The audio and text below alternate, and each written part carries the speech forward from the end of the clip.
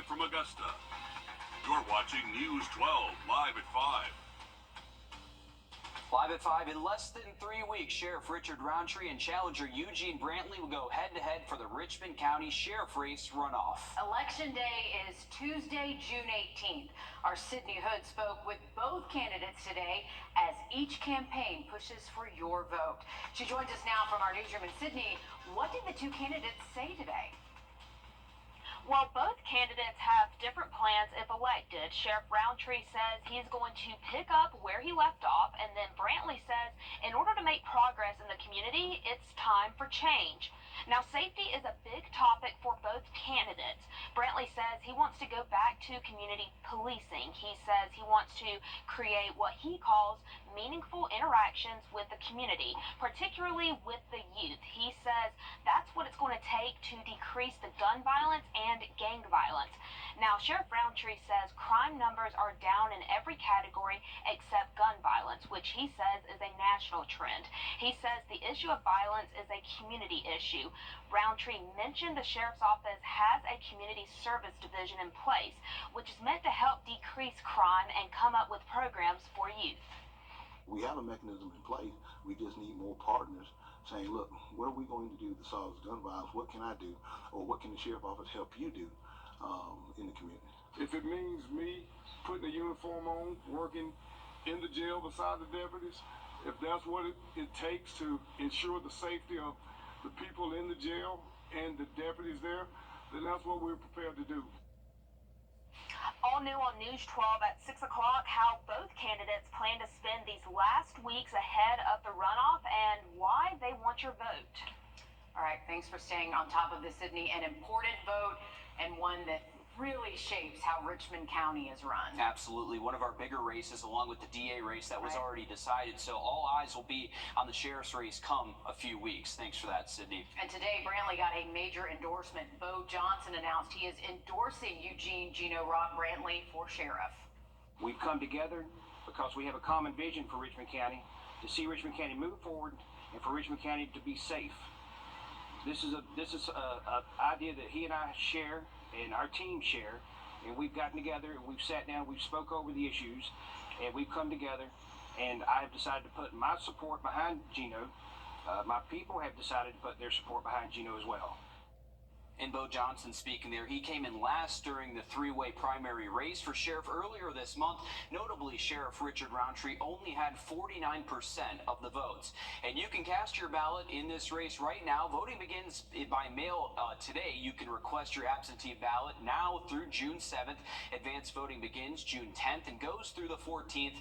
And on Election Day, the 18th, polls will be open from 7 a.m. to 7 p.m. You can check out our website, wrdw.com, for more information on how to request a ballot and check your voter registration. Switching gears to weather now as we head over to First Alert meteorologist Mikkel Hannah-Harding. Mikkel, do we have any relief from this heat heading our way? Well, just a little bit, Meredith, and coming up. All right, thanks for that, Mikkel. All charges against two-time Masters champion Scottie Scheffler are dropped. Today, a judge in Louisville, Kentucky, agreed with the prosecution that they could not pursue the 4 charges filed against him. The investigation supported Scheffler's testimony that the whole incident at the gates of the PGA Championship May 17th was just a misunderstanding.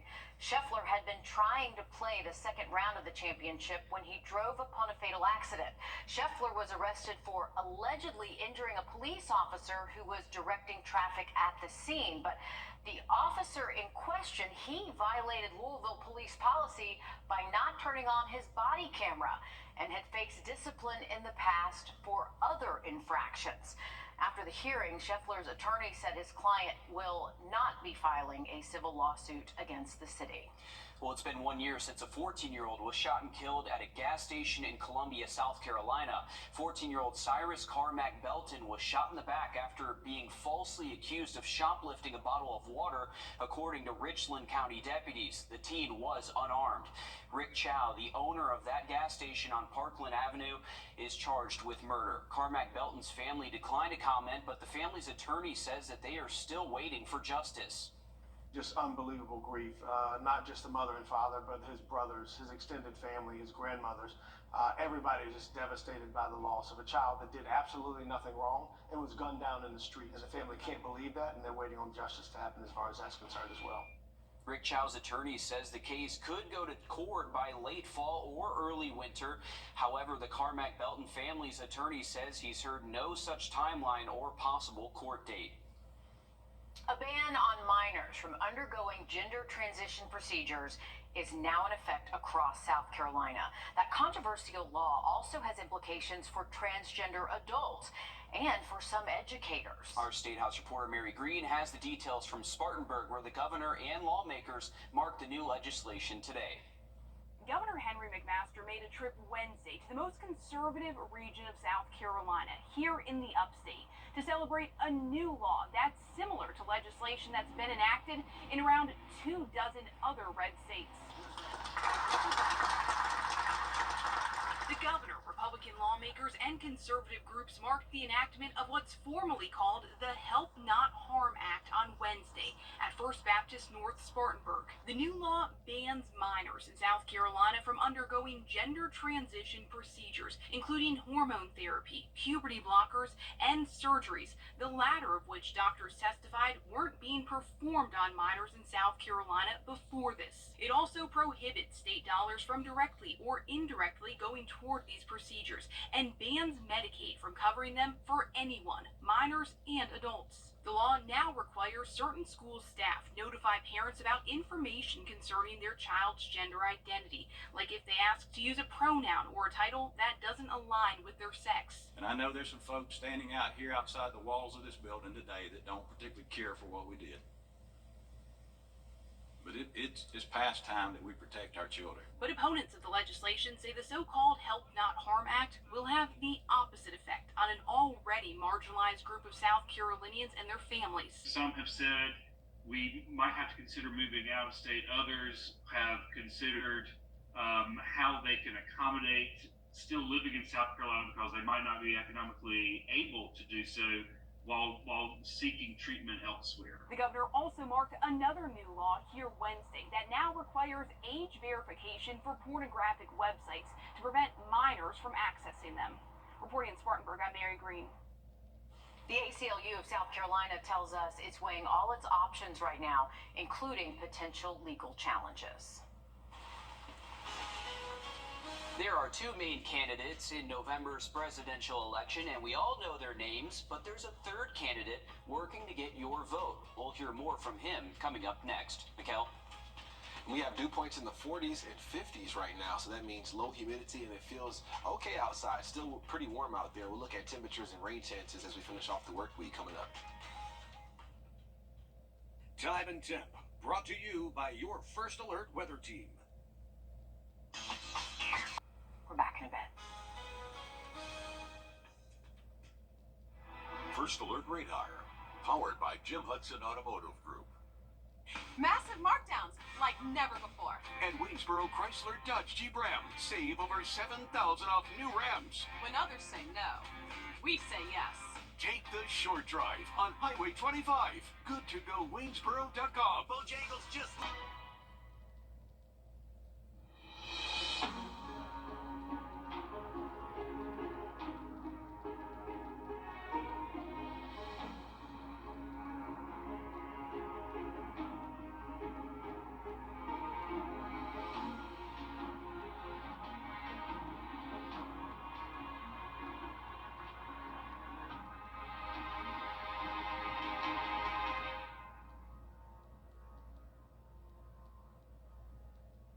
Being prepared can mean all the engineers.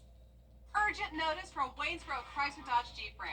Save $4,000 on new Jeep Compass Sports. Now 26.4 in Waynesboro. Beat the deadline now through the end of the month. We're at the start of what figures to be a very busy summer travel season. It already has been, and it's not even summer. But before you pack your bag, Susan Campbell has the things that you need to know in case your suitcase doesn't get to your destination with you. This can be a major inconvenience. Airlines have to help you out, but policies vary by airline. I'm traveling with kids. I want to get there Nicole Cameron just got back from a dream 7-day cruise. This is one of the ports at Coco Cay. The clothes she and her 5-year-old are wearing in these photos are brand new, purchased in a pinch the night before boarding their ship because their checked luggage never made it from Phoenix to Fort Lauderdale. We ended up finding a Burlington, thank goodness, because I know they have sets. But with having to buy new luggage, with having to buy all the hygiene, undergarments, everything, I spent over $1,000. 7 days worth of stuff. I tried to be very cost efficient. The swimsuits were $12.99 a piece. At the same time, Nicole was trying to get answers from Spirit Airlines. Where were the 2 suitcases? For days, no answers. A couple days into the cruise, I get a call from Alaskan Airlines, and they're telling me, well, Nicole, we have your bag. I'm like, what? They're like, we have your bag. He said it was found on the tarmac. It was untagged. It was found on the tarmac, and the only reason they knew that bag was mine was because of my old information tag that I had on there. The other bag eventually was found on the 5th day, but it was found by Delta. When checked bags are delayed to their destination, travelers have rights. You need to contact the airline as soon as possible, and that airline will start the process of locating your checked bag. In the meantime, U.S. Department of Transportation regulations require airlines to compensate passengers for reasonable incidental expenses. Things like a change of clothes, deodorant and toothpaste, maybe an umbrella if it's raining at your destination.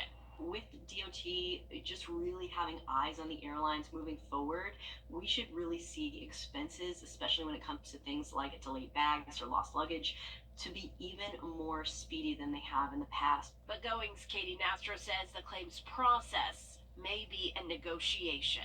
And when it comes to delayed bags and sort of having a back and forth with the airlines, it's really important to have receipts and timestamps on those receipts that match when your bag is delayed.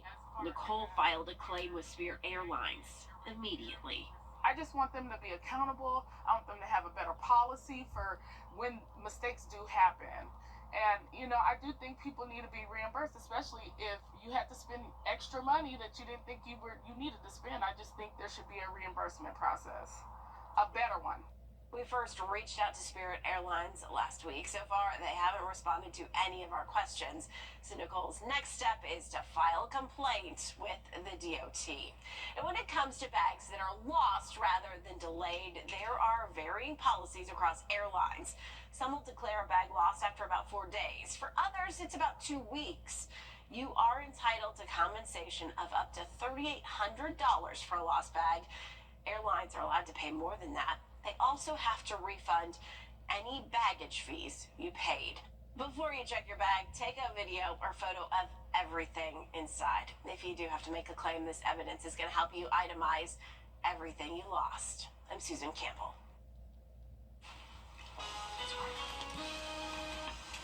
Well, looking at your Thursday forecast, we are going to see some sunshine, temperatures staying warm but below average, and also some lower humidity.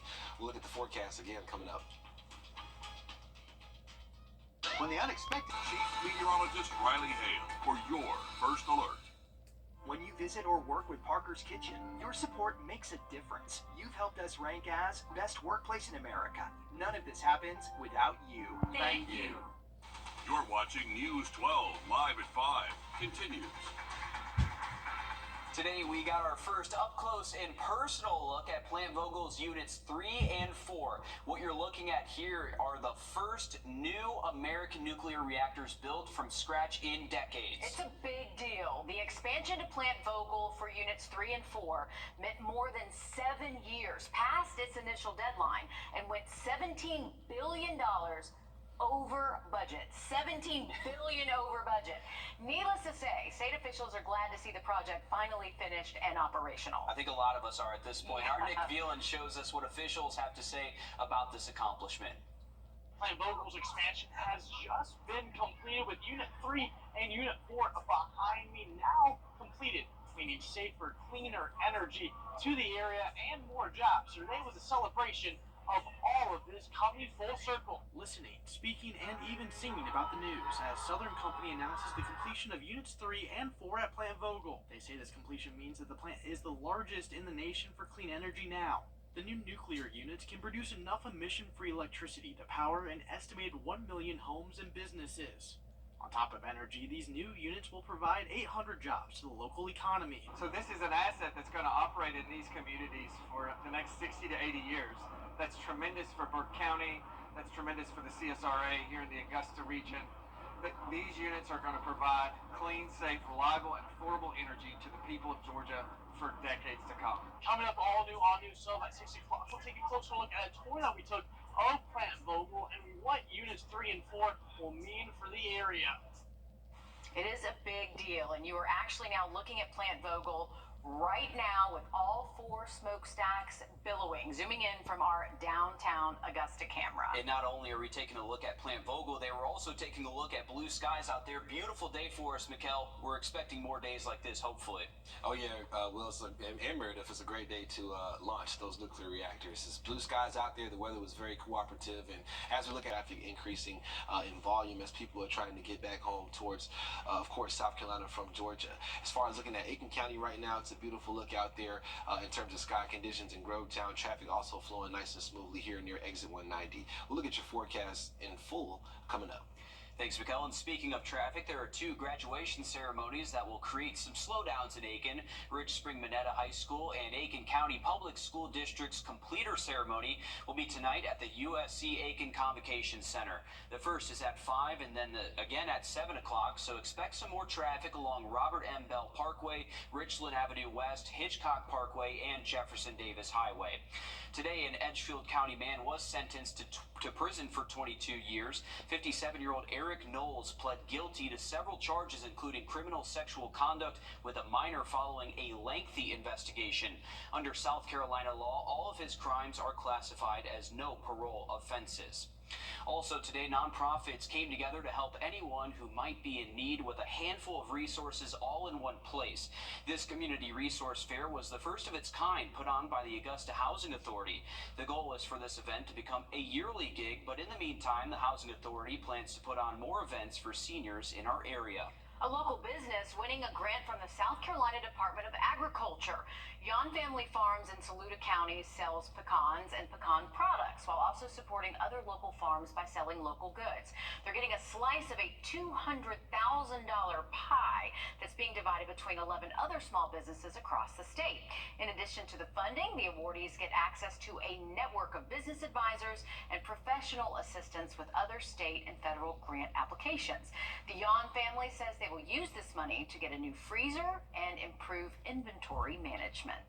The NAACP of Atlanta says enough is enough. After weeks of protest and dozens of arrests across Georgia colleges and universities, the NAACP is demanding Emory University change its policies. It is all because of student protests over the ongoing war in Gaza. Starting today, you can request your absentee ballot for Richmond County's runoff election. Sheriff Richard Roundtree will be facing off against Eugene Gino Rock Brantley, who just received an endorsement from former candidate Bo Johnson. Advanced voting begins June 10th and goes through the 14th. And on Election Day, the 18th, polls will be open from 7 a.m. to 7 p.m. On the other side of the river in South Carolina, their primary is next month and is also underway. You can check out our website, wrdw.com, for details on both of these races and how to check your voter registration status. Mikkel? Well, thank you for that, Will. We are looking at a nice weekend shaping up. Could be some higher rain chances pushing in by Sunday, but by a high only going with about a 20% at this time. We'll look at the forecast once again coming up. Dads and barbecues go together like burgers and dogs. And with Father's Day coming up, well, there's some gadgets you just have to see for Dad. I'm Jamie Tucker coming up. Some gift ideas for the grill-loving dad. Time and Temp, brought to you by your First Alert weather team. I'm here for you. I'm Nora O'Donnell with the CSED News.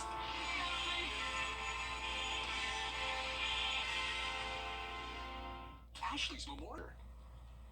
All right, thanks, Mikkel. Father's Day, it is just around the corner, and if you're starting to think about finding the perfect gift, We're here to help. From dads who love summertime barbecues to those wanting to enjoy their tech devices a little more, our consumer tech reporter Jamie Tucker has rounded up some gift ideas for dad. What the Tech, sponsored by Augusta Preparatory Day School. Most dads love to grill, but there's a little pressure, remember, to get everything perfect for everyone. And we all know that if you leave something on the grill for just 2 minutes longer, it can go from medium rare to well done. But fortunately, there are some tech gadgets to give dad a helping hand. If dad doesn't have a meat thermometer, now's the time to get him one. The ThermaPen Pro is top of the line for a quick check of temps. I prefer one with an infrared reader to check temperatures on griddles and cast iron for a hot sear. Dad has probably heard another dad bragging about the Meter Smart Thermometer. The Meter 2 Plus is new. It's a big upgrade. It withstands temperatures of 1,000 degrees and has an improved Bluetooth range. You insert it into whatever you're grilling, set how you want it cooked, and the Meter 2 Plus sends updates to an app. How much longer till it reaches the right temp, and when to pull it off the grill and let it rest. If he has an iPad, consider First time this year, so we'll see some warmer temperatures, it looks like, as we head towards the beginning to middle of next week, and also watching out for those isolated rainfall changes making a return. All right, thanks, Mikkel. Father's Day, it is just around the corner, and if you're starting to think about finding the perfect gift, we're here to help. From dads who love summertime barbecues to those wanting to enjoy their tech devices a little more, our consumer tech reporter Jamie Tucker has rounded up some gift ideas for dad. What the Tech, sponsored by Augusta Preparatory Day School. Most dads love to grill, but there's a little pressure, remember, to get everything perfect for everyone.